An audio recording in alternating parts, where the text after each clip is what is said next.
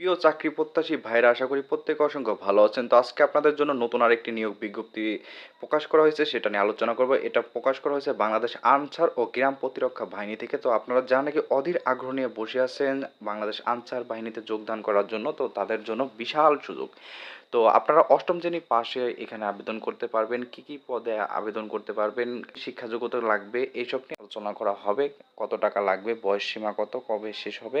আপনারা যারা নাকি 18 থেকে 32 বছরের ভিতরে আছেন তারা সকলে এখানে আবেদন করতে পারবেন। এখানে দেখতে পাচ্ছেন যে পদের নাম দেওয়া আছে। পদের নাম হচ্ছে গাড়ি চালক। পদের সংখ্যা হচ্ছে 67টি। তো 67টি এখানে আপনার গাড়ি চালক পদ হিসাবে আপনার নিয়োগ প্রকাশ করা হয়েছে। আপনার যোগ্যতা লাগবে যে কোনো আপনার জুনিয়র স্কুল সার্টিফিকেট, অর্থাৎ আপনি অষ্টম শ্রেণী হলে আপনি অষ্টম শ্রেণী পাশ করলে আপনি এখানে আবেদন করতে পারবেন, সাথে সমমান পরীক্ষায় উত্তীর্ণ হলে আবেদন করতে পারবেন।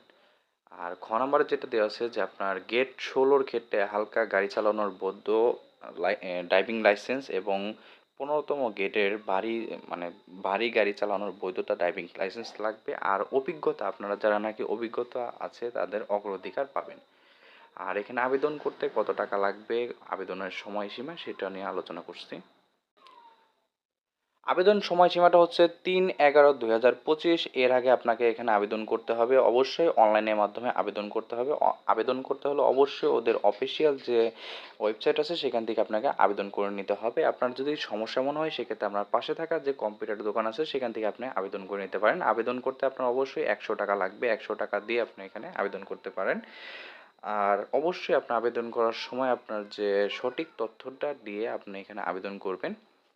আবেদন প্রক্রিয়া শেষ হয়ে যাওয়ার পর আপনাকে এসএমএস এর মাধ্যমে আপনার ফোন নাম্বারে পরীক্ষার তারিখ এবং সব কিছু প্রবেশপত্র ডাউনলোড করতে পারবেন সেখান থেকে। অবশ্যই আবেদন করার সময় আপনার নিজ ফোন নাম্বারটা দিয়ে আবেদন করবেন। অবশ্যই যে আইডি এবং পাসওয়ার্ড দিয়ে আহ, আপনার প্রবেশপত্রটি আপনাকে সংরক্ষণ করতে হবে। আর পরীক্ষার অবশ্যই আপনার প্রবেশপত্রটি নিয়ে যেতে হবে। আর মৌখিক পরীক্ষার জন্য আপনার স্বাস্থ্য পরীক্ষা অনলাইনে আবেদনকৃত আবেদনপত্রটি আপনাকে নিতে হবে। 2 কপি পাসপোর্ট সাইজের ছবি এবং শিক্ষা যোগ্যতার যে কাগজগুলো আছে সেটা নিতে আপনাকে সত্যায়িত করে নিতে হবে।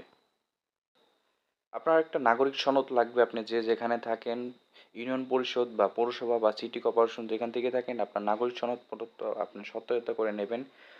আর তারপর হচ্ছে আপনার জাতীয় পরিচয় পত্রটি সত্যায়িত করে নেবেন। আর এছাড়াও আপনি যদি পূর্বে গাড়ি চালান সেক্ষেত্রে আপনার অভিজ্ঞতার যে সত্যায়িতপত্র একটা সনদপত্র এটা সাথে নেবেন।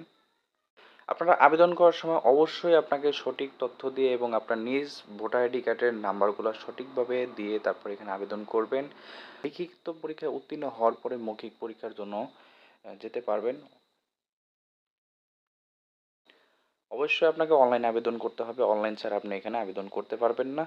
তো এই ছিল আজকের ভিডিওটি। ভিডিওটি যদি ভালো লাগে অবশ্যই একটা লাইক করবেন এবং শেয়ার করে দিতে পারেন।